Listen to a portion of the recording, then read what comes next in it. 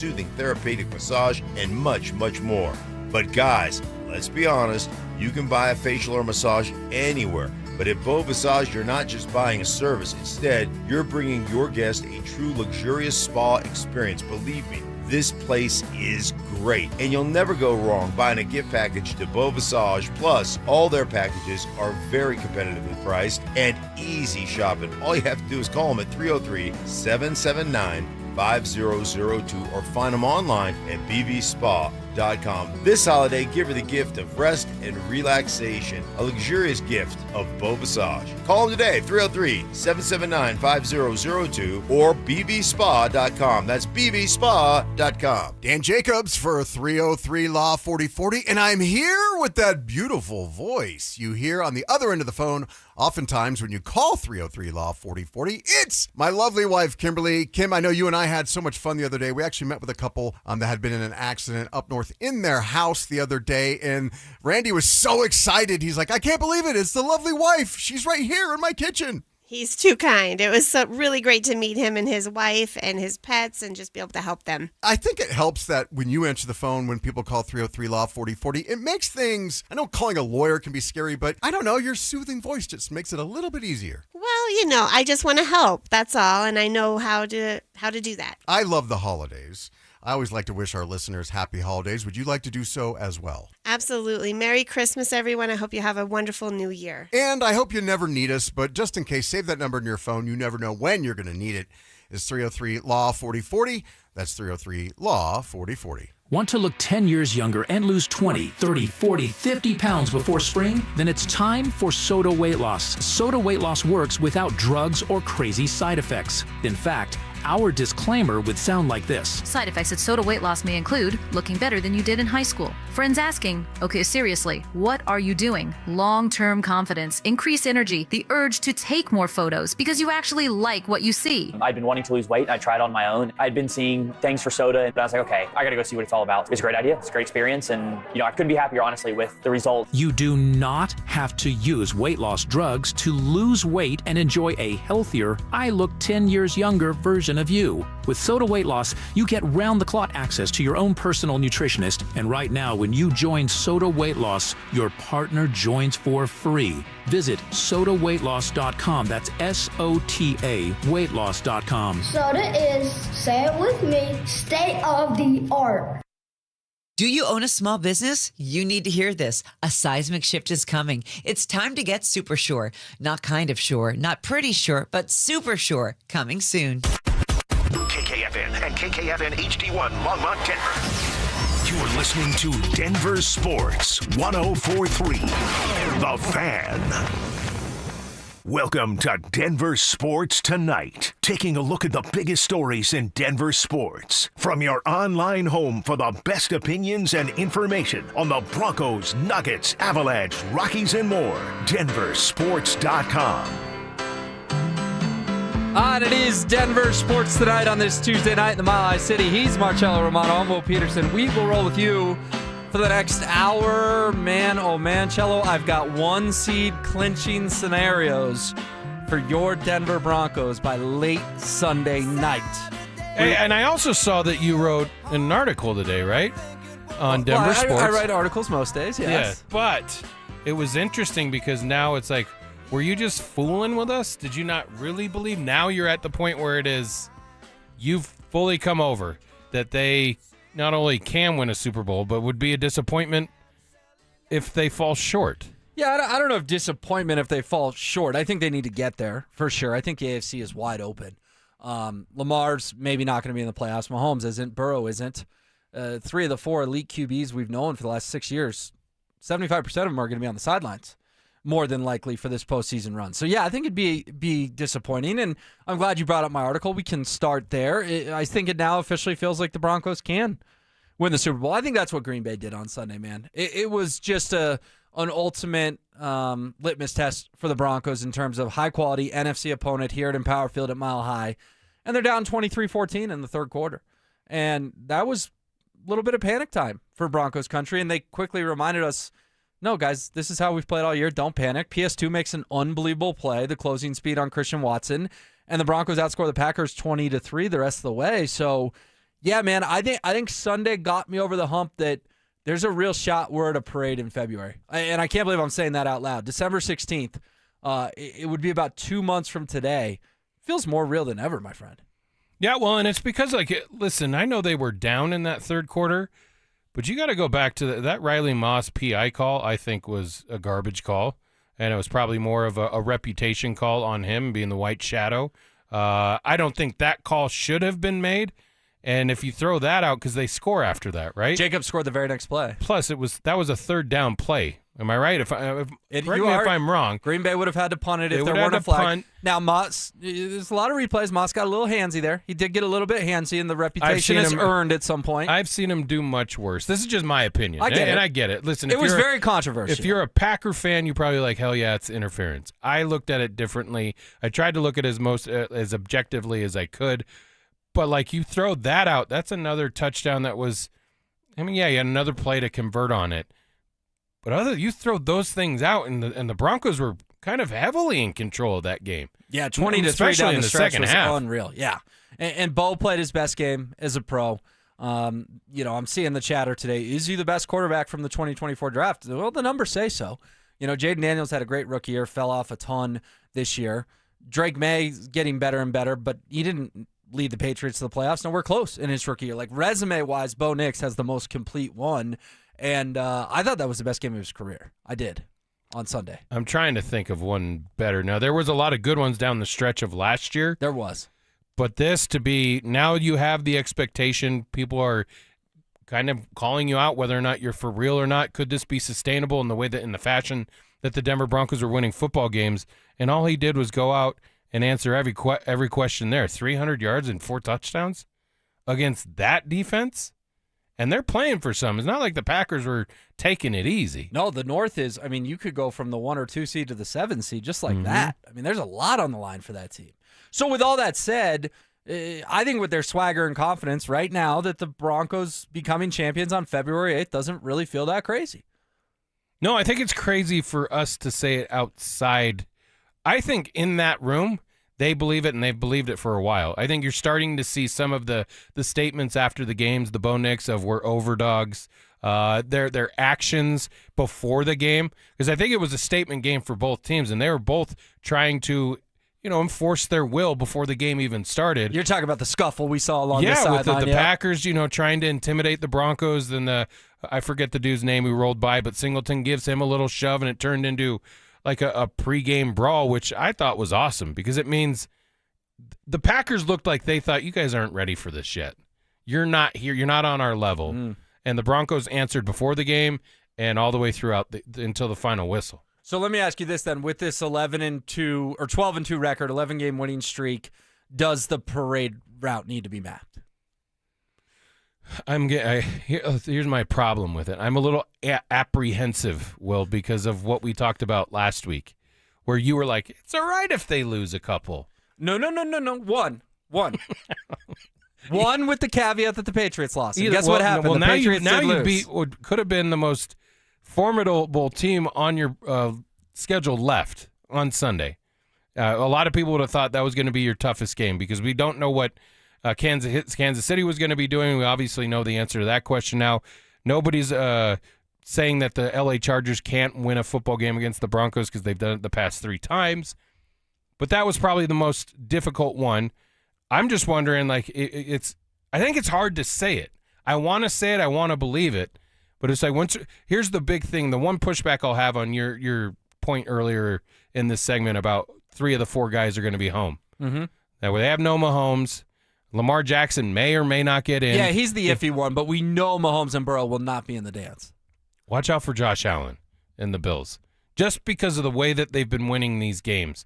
Not just all on his shoulders. They've had games where listen, last week they were down 21-0 against the division leader in the Patriots. That was like a difficult game, especially through about 6 quarters they had kind of dominated the Bills. The week before they did something similar. They had a slow start against the Steelers. They did something similar. It's like that one concerns me still. Yeah, Josh Allen's the scariest team in the field. Josh Allen and the Bills are the scariest team in the field left in the AFC. I'll give you that. But I do think Josh Allen in Denver is a hell of a lot different than Josh Allen in Buffalo. Right. And we heard Sean talk about that last week of, hey, you guys brought it against the Chiefs. You need to do the same thing against the Packers. The message was it has to be this way from here on out, where not only are you making noise at the line of scrimmage, but you're making noise in the huddle. And what happens if that goes down? They got to go to silent count. And silent count is tough. It can make an elite offense look middle of the road. And so there's still a slim chance you'd have to go to Buffalo, but it would take a collapse by the Broncos and the Bills winning out to even make that a possibility. If they play the Bills in the playoffs, there's a 95-ish% chance it'll be in Denver, and that could be the great equalizer. All that said, I agree with you. If the Broncos aren't in Santa Clara, I think it'll be the Bills, and I don't know if I can really picture anyone else from the AFC. I think it's sorted down to Denver and Buffalo to represent the AFC in the biggest game in sports. Not a believer in the team that they'll face this Sunday? The Jags? Yeah. No. The Jags have won 5 in a row, and outside of smacking the Chargers around, they have played absolute slop. Just not buying into Duval and Trevor Lawrence. Great game last week. He played the Jets. Let's see what he does on Sunday here in Denver. Jags, I'm not buying into. Patriots, I think, are still a year or two away. But if they don't have sexy weapons on offense outside of Drake If we were May. to be transported to Boston right now, and we're listening to their night show, there's two guys probably saying Denver's been unbelievable this year, but we think they're a year or two away. No, but I think the Packers game horse. changed that narrative. That's why I wrote the column. The Patriots had a chance to change that narrative, and they choked against the Bills. The Broncos were the team that changed the narrative by finishing something New England could not do. I don't know. Going into that game, Drake May was an MVP frontrunner, and the team had a win streak just as long as the Broncos and included games against that Buffalo Bills team. Now, I know they faltered down the stretch of that game, and I think it's hilarious to go back and watch some of the things that were being posted during that and then what happened at the end of it. Similar to like when the Broncos had to come back against the Giants. I heard Zach and Bill talking about how much Colin Cowherd changed, and from the day after the Vegas game here that I attended, where it was the pillow fight, the 10-7 game, and Cowherd's coming on saying, I wonder if they'd be looking into drafting another quarterback. I had the same thing in the same game. I have tweets where during that Giants game, I was all but ready to just hop off. You weren't the only one, to be fair. No, but it's like that's what this team has done and how far they've come from not only that point, which was a miraculous win. We still can't really even put our finger on how all of that happened for them to come back and win that football game. But that belief has continued with this team to the point when they went down 23-14 the other day. What were you thinking? Were you thinking, I was nervous. Good run? No, I mean like good run on the season? No, good run on this win streak. It's probably not going to happen today. Yeah, I thought the Broncos were going to lose at that point in time. And then Green Bay did something gutsy. They took a huge shot down the field. Problem is they took that shot on PS2, and he had one of the best picks of his career. I mean, his closing speed was unbelievable. And in big comebacks, you can generally pinpoint the moment everything changed. In my eyes, that's the moment everything changed. Yeah. Yeah, I mean, 20-3 the rest of the way kind of speaks for itself. But yeah, I was nervous 23-14. How about you? Yeah, I thought I had that exact thought. Man, well, what a great run they had. Looks and I was still pretty perturbed about the PI call that gave them that lead. But for them to just it never phases them. This isn't a team that it doesn't matter. Obviously, you don't want to put yourself in the deficit and have to come back. But they've done it in what? How many straight have they won now? 11. Mm-hmm. So 10 of 11 games they had to come back to win them. Only the Raiders, they led wire to wire. So it's like that's their identity, is that they're never out as long as it doesn't get too far ahead of them. And I don't even know what that point is at some point, right? Well, and you brought up the AFC, and we talked about New England, we talked about Jacksonville, we talked about Buffalo. Let's go through some of these other teams. Do the Steelers prevent the Broncos from getting to the Super Bowl? Hell no. Absolutely not. How about the Chargers? And this is a twofold conversation because they're still two back in the division with Week 18 still hanging out there. Listen, the Chargers and the Texans are a concern for most teams because of their physicality and the way that they play defense. The Broncos have proven they could have beat the Chargers early in the year. That one went away. And then they beat the Texans. They've gone against that defense. We saw what that Texans defense did against Josh Allen and the Buffalo Bills. The Broncos struggled with it, but they were still able to kind of get out of there with a victory. So, yeah, it's concerning. I think it would be more of 17-14 game where it's like every single play, and it always does in the postseason, but like there's not one that you can take for granted to win those games. Yeah, every single point would be at a premium, much like it was down in Houston. Both Brett and the 5824 on the RamosLaw.com text line 303-713-1043 brought up Houston as well. Brett goes as far as to say that he thinks Houston is better than Buffalo and is a bigger threat to the Broncos. I like C.J. Stroud. I actually think he's a very solid top 12-ish NFL quarterback, but Josh Allen scares me more than C.J. Stroud because Josh Allen is special. And the only kryptonite he's really had in the playoffs is Patrick Mahomes. So without Mahomes in it, I think the Bills will likely be the favorite. And even if the Bills, and I heard Zach say it's the fourth best team of the Josh Allen era, even if the Bills are Josh Allen and a bunch of guys, so to speak, I think James Cook is more than a guy at this point too, especially after what he did in the playoffs last year. But Josh Allen's the kind of guy that can drag a team across the finish line. He's that talented. And sometimes that's the way professional football works. Which team was the best Manning-led Bronco team here? The 2012, the unfortunate, horrible, horrific loss to the Ravens. So what would you say the 15 team was? Well, it certainly had the best defense, but 12 was just utterly complete. Like in 13, their problem was the offense was historic, the defense was bad. Especially towards the end when injuries caught up to them. Yeah. I mean, they started Paris Lennon in the Super Bowl, with all due respect to Champ Paris was Lennon. beat up. Vaughn didn't play in that game. Chris Harris Jr. did not play in that game. Yeah, I don't know if Derek Wolfe played in that. Like, they were missing guys. So my point is, 15 was the best defense, but 12 with Manning was probably the most complete team because Vaughn was absolutely cooking that year. I think he had, 18 sacks or something. And Elvis Dumervil was a great player for that defense as well. So my answer would be the Manning year they lost in the divisional round. I'd probably agree with you. Yeah. I'd probably agree with you, but that just goes to the point, like, it's not always that. Sometimes it's just when is it your time, and things kind of go your way. That's why the Bills have concerned me of late. Going down 21-0 on the road in Foxborough, I expected them to maybe make a game out of it, to come back and win it. The final was 35-31. Correct. Like, they can turn it on like that. They've had different games like this down the past month where Josh Allen's just saying, and he said it the other night after the game, the division is one of their goals. If they don't get it, that's fine. We're not the standard bearer for it. His ultimate goal is Super Bowl, to the point like where John Elway started to get after he had been there. Josh has never been there. And the other concern that you have for the Broncos is C.J. Stroud, if he gets to the postseason, will be making, I think, his fifth postseason start in his third year. It's a lot of experience that he's gained during those games. Josh Allen, to your point earlier, has played a lot of postseason football, and it looks like they've gotten rid of their nemesis in the Chiefs. So everything would be pointing there. The Broncos, and this doesn't really strike me that this would be them because of the way and the fashion that they've won football games this year. But if they got down in a postseason game, would that change them? Would they start to play a little more tight? Because to me, it seems like when they've gotten down and needed plays to be made, that's when your leader in 10 steps up and makes those plays for you.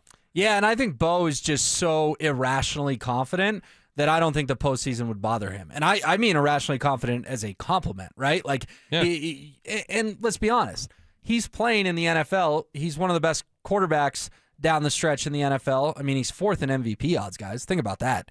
It's a three-horse race between Matthew Stafford, Drake May, and Josh Allen, but Bo Nix is technically fourth to be NFL MVP as we sit here today, per the odds makers. That's kind of crazy. So calling him one of the better QBs in the NFL, I don't think is out of bounds. My point is, you don't get to that level unless you are irrationally confident, right? And that's who Bo Nix is. So, yeah, if Buffalo comes here and we all look up early second quarter and it's 10-0, 13-0, 14-0 Bills, that's going to be heart palpitations. You're going to be nervous as heck. But at the same time, it wouldn't shock me if this version of the Broncos could erase that deficit because we have seen it all season long. The only one thing would be that the running game in that sense. Because the Bills could just control the clock again. That's one of the ways they did it last year. Now, I know that the Broncos would be a big focus of theirs to make it so that it would. I mean, you got two different poisons there. If they're clicking on the run game and James Cook is doing his thing, or if you're going to put it in Josh Allen's hands. But I'm saying the run game on the Broncos side. Sure, that too. Still kind of improved this past week, but RJ coughed up the football. Like, those type of things can happen. It didn't end up really being a factor in the game, but those are the mistakes. That's what I'm talking about, experience. with guys like that. I don't fear it with Bo or Cortland or some of these guys that don't have a ton of postseason experience because they got a little bit of it last year. I just think the way that their season has gone along has kind of prepped them for that in that postseason pressure. And I don't think it'll affect this team as it would most teams that have like the same similar type roster age as the Broncos do. No, I think that's a fair point. I think they take their cues from their head coach.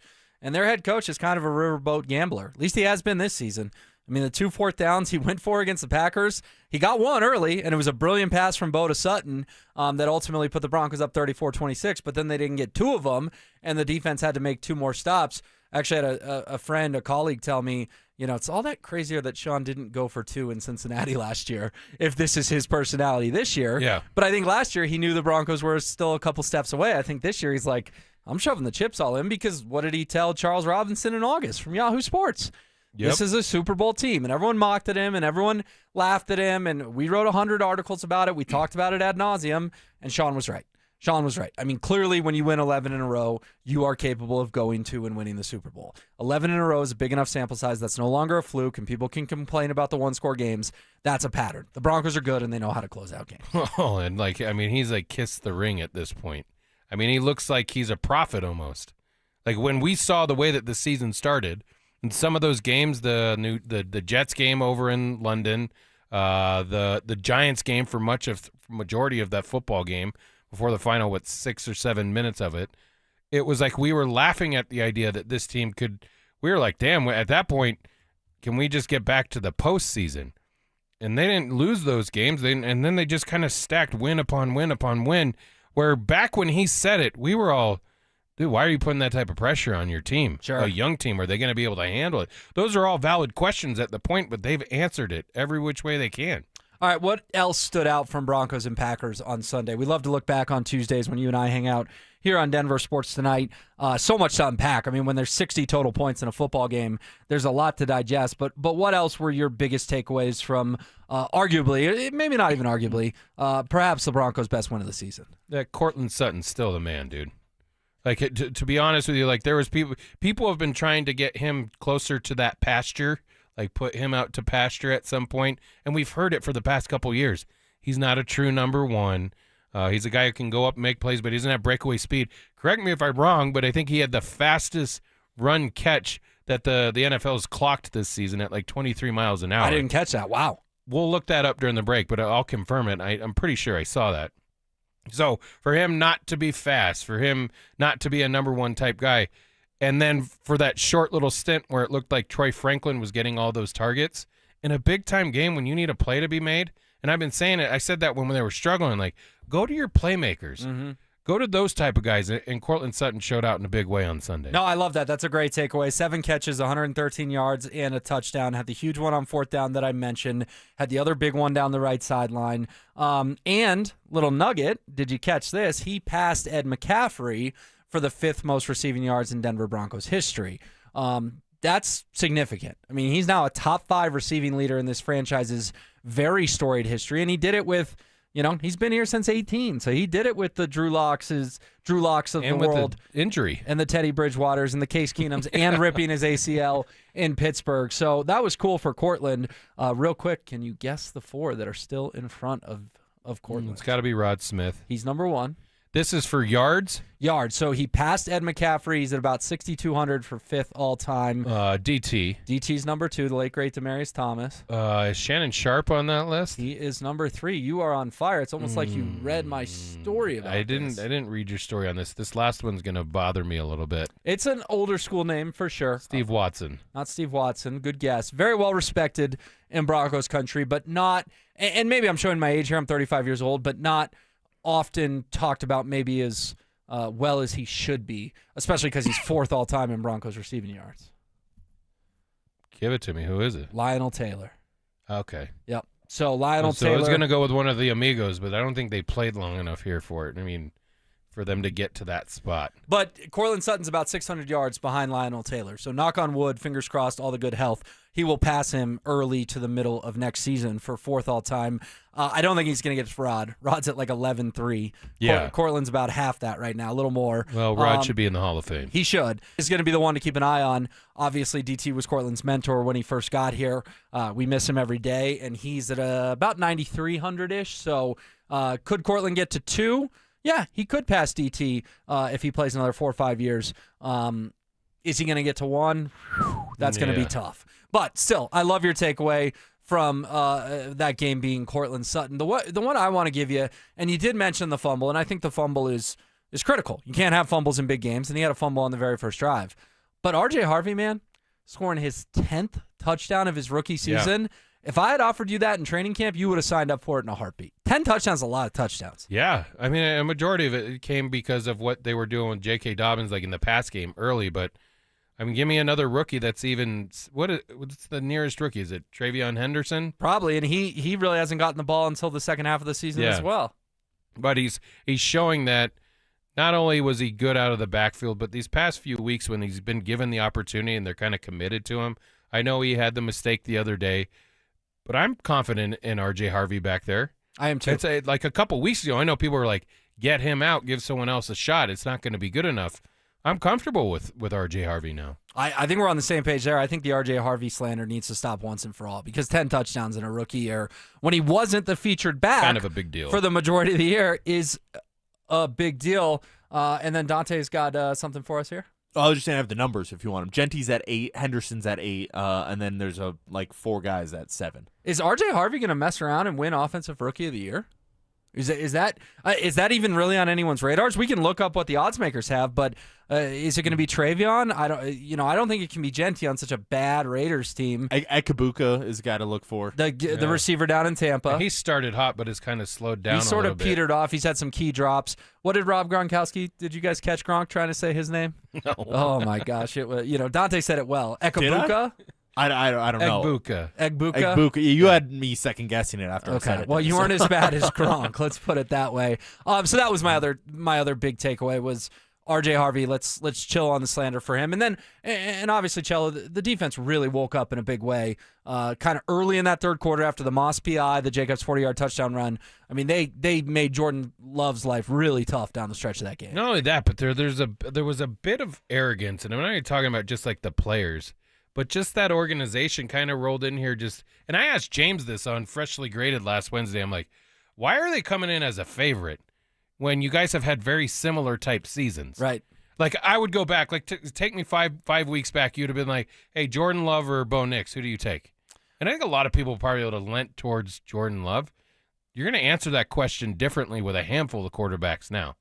And it's because of what Bo Nix has been able to do. But my point would be, they came in, and with that lead, they're like, I don't care that you guys have that defense. We don't care that, like, we have we're up double digits right now, or almost double digits right now. We're up 9 points right now. And it's early in the third quarter. We're going to keep attacking you. Yeah. And I brought up the Riley Moss play. Also, the Josh Jacobs reception. I don't know how he came down with it. Andre Greenlaw you're talking yes, about? Because it's a hell of a catch. He had perfect positioning to knock that ball out, so credit Josh Jacobs and the Packers. But I will say it seemed like there was a little bit of, we want to kind of stick it to you when they had the lead. Yeah. And then the Broncos responded. Well, they took a deep shot, and they took a deep shot on the wrong guy. Real quick, Dante's got Offensive Rookie of the Year odds for us. I do. We have R.J. Harvey is in 7th. Pretty much a 3-horse race at this point between Travion Henderson, Emeka Egbuka, and Tedero McMillan. Oh, Carolina. McMillan has done nice things for the Panthers, and they've obviously overachieved. What are Harvey's odds at the moment? He is 35-1, also behind Jackson Dart, Tyler Warren, Tyler Shuck. Really? I'm not blaming you. I'm blaming the odds makers. There's Warren's had a good year, but Dart. I'm not blaming the guy, but well, kind of. Takes a lot of hits he shouldn't take. Dart gets a concussion every other game. And the kid in New Orleans? What are we doing? He's got better odds than R.J. Harvey? I think they've won 2 in a row. I don't give out advice, but 35-1. Yeah, I like that number. Little tempted. All right, coming up next, how do the Broncos get the number 1 seed as soon as this weekend? We will lay out the scenario. The win streak rolls on. Bo Nix and the offense came alive and led the Broncos to a victory over Green Bay. Has Sean Payton established an identity that can lead the Broncos to Super Bowl 60? Denver Sports 104.3. The Fan. Hey guys, Mark Schlereth here from my friends at Xfinity. What if more reliable didn't mean more expensive? With Xfinity, you can get reliable, fiber-powered Wi-Fi for less. We're talking intelligent gig-speed Wi-Fi for $50 a month. This holiday season through January 4th, Xfinity is offering their best price on gig-speed Wi-Fi, guaranteed for 5 years. No contracts, no strings attached. You could save $3,000 over Verizon and AT&T. Imagine getting super fast Wi-Fi at the same price for 5 years. Get everything you need from Xfinity, their best Wi-Fi equipment, and even unlimited data, all included at their best price. Get ready to be wowed by your Wi-Fi. Xfinity, imagine that. Restrictions apply. Requires paperless billing and auto-paid with stored bank account. Taxes and fees extra. Xfinity Internet powered by fiber and connected to premises by coaxial cable. Actual speeds vary. Savings based on promo and post-promo prices for 1 gig internet, 1 unlimited line, and Peacock Premium versus Verizon 1 gig internet and AT&T 1000 internet and 1 unlimited starter SL line. This is a special alert to all Americans who own a vehicle with less than 200,000 miles with an auto warranty about to expire or with no warranty coverage at all. Due to a decline in the economy, CarShield is announcing a low-cost month-to-month vehicle protection plan that is now available to the public to save any driver out-of-pocket expenses on future auto repairs. Call now to find out how you can pay almost nothing for covered auto repairs. Yes, you heard that correctly. Pay almost nothing for covered auto repairs. An open phone line has been established for all drivers to call for a free quick quote. Call 800-292-4541 now. Drivers who are covered will not have to pay for covered repairs again. This protection plan is at an all-time low. Additionally, drivers who activate this vehicle protection today will also receive free roadside assistance, free towing, and car rental options at no additional cost. Call us for your free quick quote today. 800-292-4541. That's 800-292-4541. What do you have to lose? Call 800-292-4541. Again, 800-292-4541. Join Denver Sports 104.3 The Fan and White Claw at Mile High Station on Sunday, December 21st from noon to 2:05 p.m. for the Fan Football pregame show. Get your head in the game with orange and blue face painting and White Claw. White Claw, grab life by the claw. What's going on, everybody? Philip Lindsay here. And last year, I went a little rogue and dropped a discount code from our friends at Hermes Worldwide. And you guys used it so much, they almost got mad at me. Well, I'm feeling a little spicy again this season, so I'm bringing it back, baby. You can get 30% off your ride to the game with Hermes Worldwide for your entire season. All you have to do is mention the code PL30. Again, mention PL30 when you book your luxury transportation to Empower Field. And contact Hermes Worldwide at 303-577-7600 or visit ridehermes.com/DenverSports. Go Broncos! Holidays are stressful. Injuries shouldn't be. Postman Law handles the calls, the paperwork, the pushback, so you can focus on healing, not hassle. With over $3 billion recovered for clients, Postman Law delivers. Call 844-POSTMAN. Attorney Advertising. Hey Broncos country, it's Terrell Davis here. You know, in the game of life, our most valuable asset is our health. At Fitness Gallery, we have deals everywhere, up to 50% off. Visit one of Fitness Gallery's 7 convenient locations from Colorado Springs to Fort Collins. We have you covered. Mike Rowe here with another random fact. Those cracks on your walls aren't just cosmetic. They could mean your home is sinking. Whether it's drywall cracks, exterior cracks, or sticking doors or windows, do yourself a favor. Call Groundworks. I spent some time working with these guys, and they're the real deal. Their people are trained and certified to stabilize your foundation. Schedule a free inspection with Groundworks, the foundation and waterproofing experts. Licensed in all states where work is performed. See website for details. The West isn't just a place, it's a feeling. And this January 10th through the 25th, the National Western Stock Show presented by Common Spirit Health brings the heart of the West to Denver. So saddle up for 16 days of rodeo action, family fun, and championship livestock. This is where tradition meets excitement. This is who we are. We are the West. Tickets available at nationalwestern.com. Hey guys, your boy Stink here with my friend Bonnie at O'Mara Ford. The holidays are my favorite time of the year. You get O'Mara's low pricing, huge discounts, and just announced 0% for 60 months. So 5 years without paying any interest? Not a single cent, make no down payment, and no monthly payment until next year. At O'Mara, we make it fast, fun, and easy. Just in time for the holidays at O'Mara Ford. Stop by their showroom on 104th and I-25 or visit o'maraford.com. Catch Telestrator Tuesday weekly on Stokely and Evans with Mark Schlereth, where Stink or Stoke dive into the past weekend's games with a coach's eye, using insights into what went right and wrong on critical plays. Telestrator Tuesdays, powered by Colorado Credit Union. Love where you live, love where you bank. It's Denver Sports Tonight on Denver Sports Station 104.3 The Fan.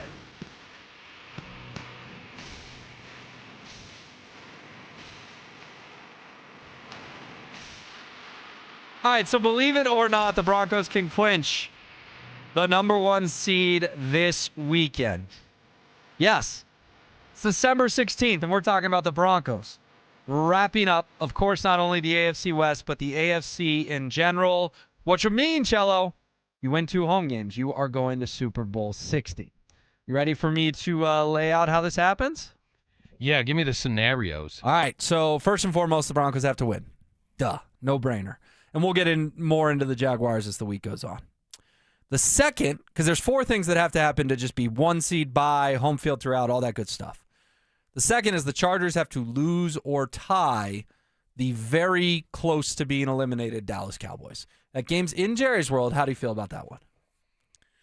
I don't know how to gauge the damn Cowboys, man. I thought that after they kind of hit their stride a little bit that they were going to figure it out, and they've lost 2 in a row now, so... And they have 1% chance to get into the dance. The one thing that they got better at was defense, so if you would have said a couple weeks ago, I said I like the Chargers big time because they're just going to beat them up and run the football. I think ultimately it'll be the same type of deal that the game was the other night with the Vikings and the Cowboys, where it seems like they can move 20-20, no problem. And then they just weren't scoring touchdowns, and that Vikings defense is pretty good, a physical one too, and I think you'll have a similar type fate. So I would lean towards the Chargers right now. I agree with you. I would pick the Chargers in the football game, but also it's not crazy, right? Like if I told you on Sunday afternoon or Sunday night, hey, the Cowboys beat the Chargers 28-27, you'd go, okay, I can see how it could happen. Yeah. So that's number 2. Number 3 on this list is a New England loss to the Baltimore Ravens, who are fighting for their damn lives to get in. Gut says Patriots win, but this does feel awful coin flippy to me. Where's that game at? Baltimore. Yeah, I don't like the way that they're looking lately. Even that Pittsburgh loss, I think they had a chance to come back and win that game. And they just shut out Joe Burrow and the Bengals. I don't like the way that's looking right now. I think the Patriots, we'll see how for real they are. I mean, we talked about it last week, and the Broncos' schedule was going to tell you how for real they are the 4 games remaining. You're going to see it with the Patriots coming off a disappointing loss where you had a big lead against the Bills. But to your point, like with both of those games, Cowboys are fighting for their playoff lives. There's no guarantee they get in, even if they win that football game. 1% they would need a ton of help. But exactly. Yes, they are still technically but alive. They're on life support. Correct.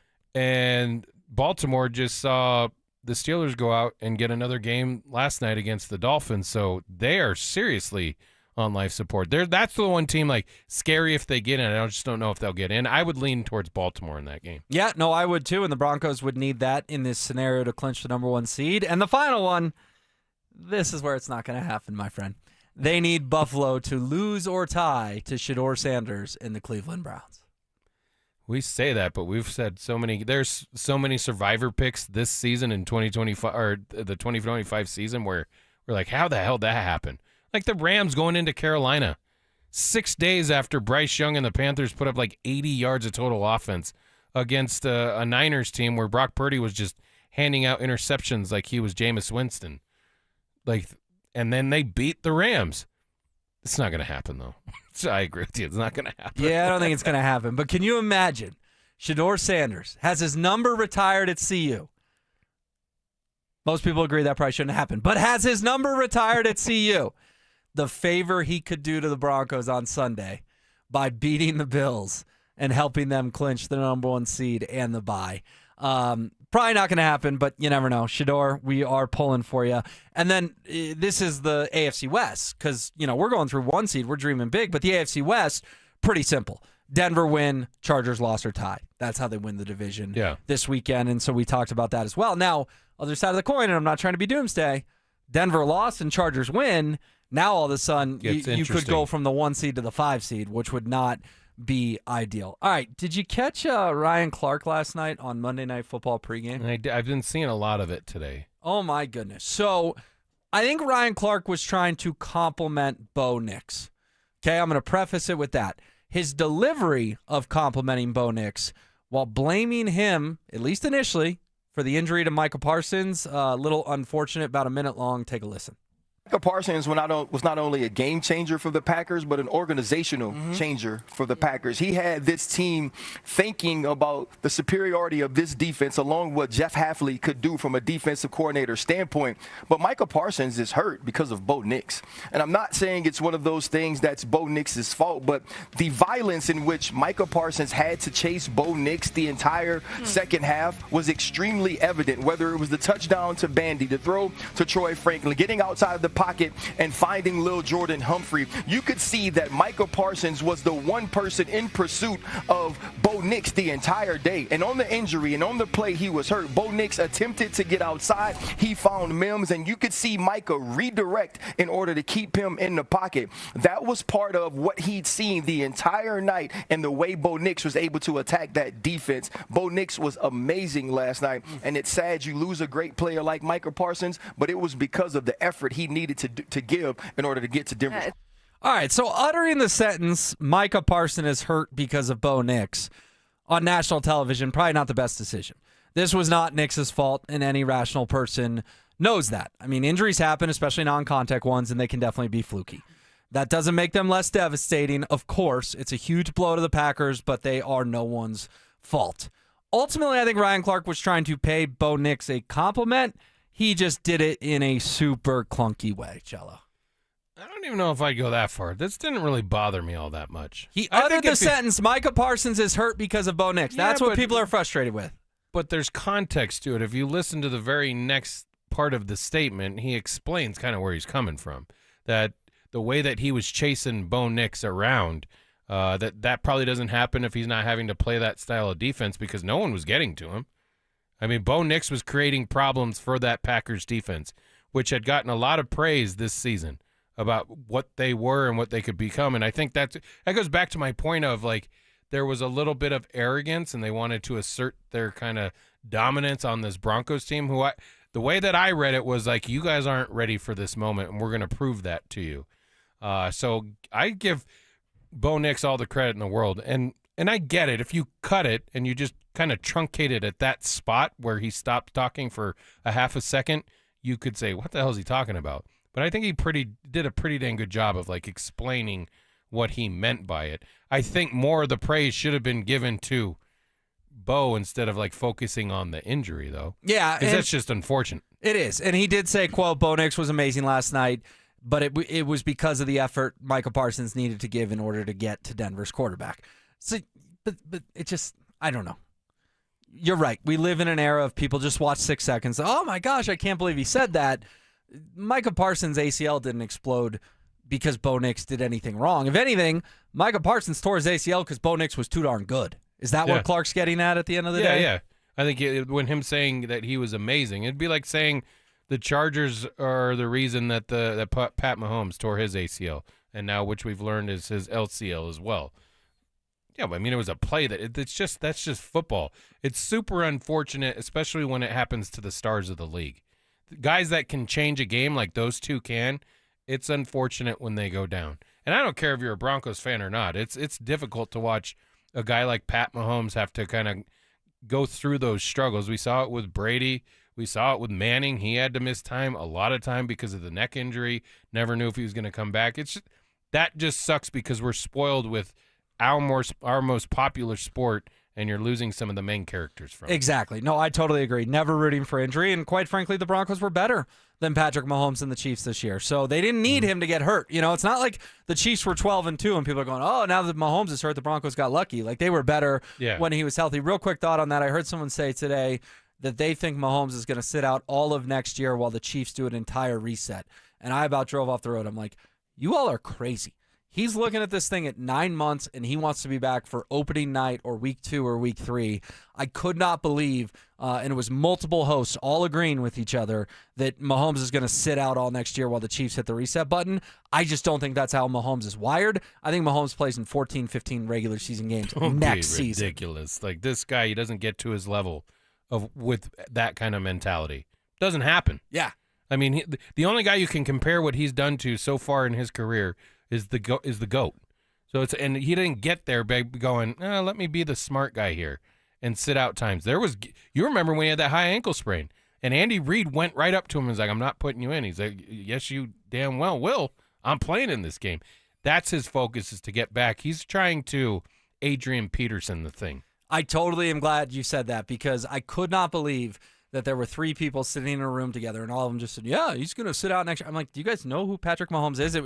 It bothered me, as you can tell. All right, coming up next, interesting game for the Avs tonight in Seattle. Plus, the Nuggets played a thriller with the Rockets. We will hit on both on the other side. The Broncos went toe-to-toe with the Packers and walked away with their 11th straight win. Has the path been cleared for Denver to secure the number 1 seed in the AFC? Denver Sports 104.3. The Fan. Is your financial advisor offering you up to a 30% upfront bonus? Or are they promising you up to 10% growth per year, all for your retirement income? If not, then you need to come to Trajan Wealth. I'm Jeff Jr., founder of Trajan Wealth. If you have a plan to retire within the next 10 years, don't wait only to find out it's too late. I've seen hardworking folks like you retire only to be required to go back to work, all because their advisor told them guarantees like these were too good to be true. They're not. That's up to $30,000 upfront or up to $10,000 per year on $100,000, all guaranteed for retirement income. Don't keep working when you're supposed to be retired, and don't let any financial advisor tell you it's too good to be true. Call Trajan today, 720-204-8100. That's 720-204-8100. Annuities, not advisory products. DBA Trajan Wealth Insurance Solutions. Additional disclosures at TrajanWealth.com. Dan Jacobs for 303 Law 4040, and I'm here with that beautiful voice you hear on the other end of the phone. Oftentimes when you call 303 Law 4040, it's my lovely wife, Kimberly. Kim, I know you and I had so much fun the other day. We actually met with a couple that had been in an accident up north in their house the other day, and Randy was so excited. He's like, I can't believe it. It's the lovely wife. She's right here in my kitchen. He's too kind. It was really great to meet him and his wife and his pets and just be able to help them. I think it helps that when you answer the phone, when people call 303 Law 4040, it makes things, I know calling a lawyer can be scary, but I don't know, your soothing voice just makes it a little bit easier. Well, I just want to help. That's all. And I know how to do that. I love the holidays. I always like to wish our listeners happy holidays. Would you like to do so as well? Absolutely. Merry Christmas, everyone. I hope you have a wonderful new year. And I hope you never need us, but just in case, save that number in your phone. You never know when you're going to need it. It's 303 Law 4040. That's 303 Law 4040. Imagine almost every jewelry legend all under one roof. Roberto Coin, Marco Biccigo, Ippolita, Paul Morelli, Mickey Moto, Tacori, Hearts on Fire, and dozens more, all in one store. Imagine a diamond bar with almost every size, shape, and price range GIA diamonds. And a Swiss watch center with all the great marks, including Longines and the legendary Tudor. I'm Dylan. I'm Shayna Williams, inviting you to Williams Jewelers of Inglewood. We've built one of the largest jewelry stores in America with one vision. To be the only jeweler you will ever need. For that perfect diamond engagement ring. The ultimate holiday gift. Or just because you deserve it. Williams Jewelers of Inglewood at the corner of Broadway and Bellevue. Now, imagine their face Christmas morning. This holiday, come to Williams Jewelers. Where Colorado shines. Williams Jewelers, we can make diamonds a part of your life. The official jeweler of the Colorado Avalanche. Williams Jewelers, where Colorado shines. So Pure Talk just had their best year ever and asked me if I'd like to thank their customers on their behalf for being so awesome. I said sure. It's important to say thanks, especially this time of year, which is why, as one of their many satisfied customers, I should probably thank Pure Talk first for keeping their customer service in this country and for providing hundreds of American jobs. I appreciate that.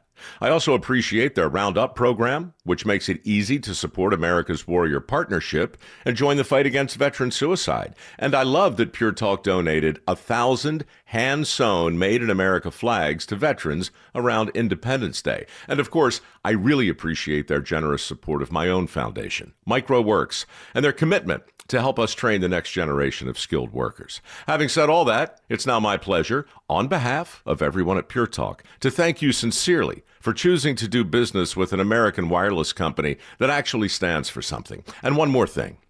Merry Christmas. Hey, I'm Steffi. You may know me from your social feed. I go big for the holidays, so I'm going to Famous Footwear because the best gifts are giving famous. My friends and family are gonna love all these styles from Nike, Adidas, Crocs, New Balance, Skechers, and more. With over 800 stores, you're never far from the perfect gift. So make your list and make it famous. Come in today for buy one pair, get one half off at your local Famous Footwear or famous.com. Some exclusions apply. A new exclusive offer with an eligible Bank of America Visa credit card is your opportunity to go from cardholder to ticket holder for the FIFA World Cup 2026. For a limited time, when you're approved for a new customized cash rewards or unlimited cash rewards Visa credit card, you're eligible for a chance to purchase FIFA World Cup 2026 tickets. Learn more today at bfa.com/cardfwc26. What would you like the power to do? Bank of America, proud to be the official bank of FIFA World Cup 2026. Bank of America N.A. in partnership with Visa. Terms apply. All rights reserved. Tune into Stokely and Evans with Mark Schlereth, Wednesdays at 9:15 to hear ESPN NFL analyst Dan Orlovsky break down Bo Nix and the Broncos every week during football season. Denver Sports, 104.3 The Fan, DenverSports.com, and the Denver Sports app. Denver Sports Station.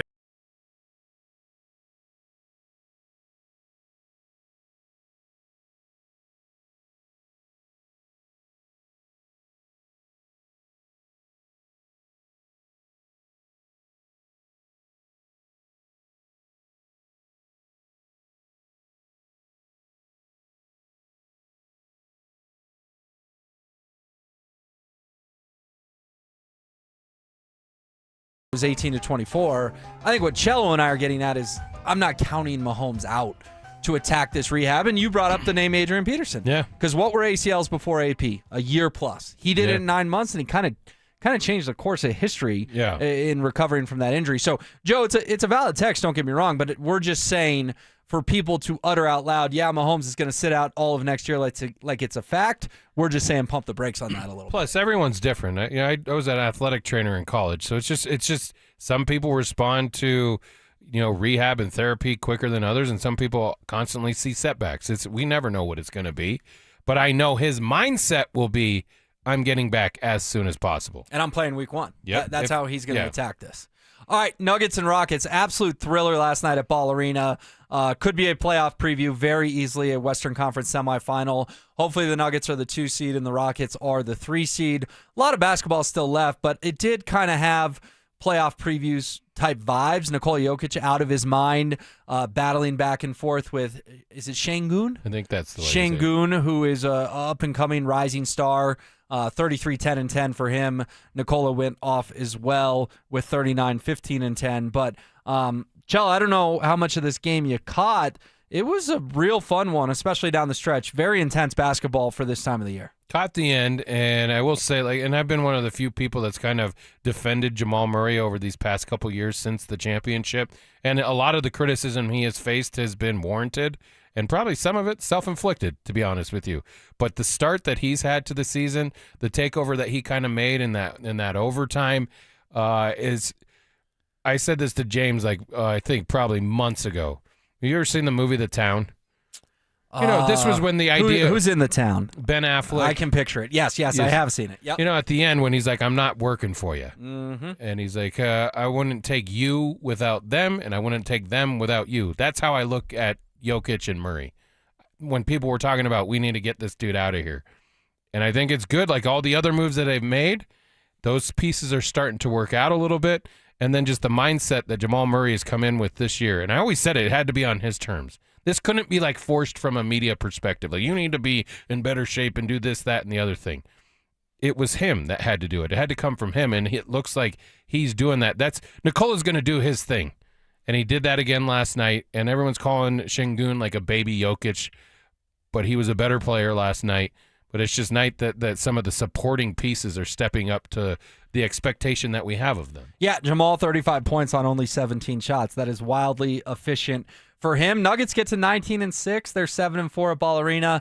That 4-game home losing streak is finally snapped. Very good on the road. Haven't been as good in Denver, but they have won 2 tight games with the Rockets this year. And come playoff time, I know they have Durant. I get they have Kevin Durant, but Durant's aging. This definitely could be a teacher versus student type thing, if you will, of the Nuggets get past the Rockets in 6, something like that, because they're still a year or 2 away, which we know in basketball is absolutely a thing, much more than it's a thing in football in my eyes. Well, not only that, but you're doing it without 2 of your best defensive players out on the floor. True. I mean, with all due respect, Spencer Jones made a couple huge threes, and he was great. If I told you 2 months ago they're closing with Spencer Jones, you would have looked at me like I was crazy.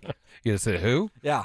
Yeah, but once you get the likes of AG back and Christian Brown back, and depending on how long we're going to lose Peyton Watson, this is what I meant by when you can't lose. I don't care that those guys were out. You can't lose games at home to the Mavericks or the Bulls, and you could have kept it a lot more close. Now this is what best record start, and is this best in franchise? Weeks ago, not so good taster on it, doesn't it? I wasn't going to bring it up. You did. I know people listen all the time. But if you missed it, Cello did ask our guy Jake Shapiro about David Adelman after they lost 4 in a row. I'll just leave it at that. All right, Avs and Kraken tonight, Cello. I do think Seattle's a good sports town. We have a lot of friends in Seattle that also work for our company. They do great work. I don't think Seattle's a great hockey town. And I say that because they still boo Cale Makar every time he touches the puck. 3 years later, after a hit that there was no whistle and Cale did not know where the puck was in the playoffs, it ended up getting him suspended. I thought it was a bogus suspension, but Cale Makar is the nicest guy on the face of the earth. Gabriel Landeskog the other day called him a science nerd, meant it as a compliment, but Cale is a little nerdy. That's what I'm watching tonight is, do these uneducated, for lack of a better word, hockey fans boo the nicest guy in the league every time he touches the puck? They need to get over it, in my eyes. Agree with you there. But exactly a week ago at this time, you asked me what the Avs were going to do in Nashville. And I was like, oh, they're going to keep rolling. Well, that game got ugly. They ended up losing in a shootout, I believe. They did. Cale tied it with 8 seconds left, actually, yeah. So it's I don't like seeing that. When you're dominant, just be dominant. Cello, they have 2 regulation losses on December 16th. They're going to smoke Are the Predators a bad good? Seattle team tonight. They are? The Avs are? Yeah, so last week when we're oh, this is no doubter. Or are we going to see another? Well, so do the Preds. They got some vets, though. They got Stamkos and the defenseman, Yossi. I think the Avs are going to roll tonight. Give me a score. 6-2. Wow. You know it's a TNT, 8:22. Yeah. If you can't sleep, watch it. But do you think Cale gets booed, and you think the Kraken fans should get over it? I think they stick with it, but yeah, get over it. Get over it. It's not even a real hit. By the way, Minnesota added Quinn Hughes. You see that? The Central Division just gets tougher and tougher. You could argue the 3 best teams in the league are in the Avs division. Crazy. Yes. Got to keep the foot on the gas. All right, for Dante and Cello, I'm Will. It's DST on the Fan.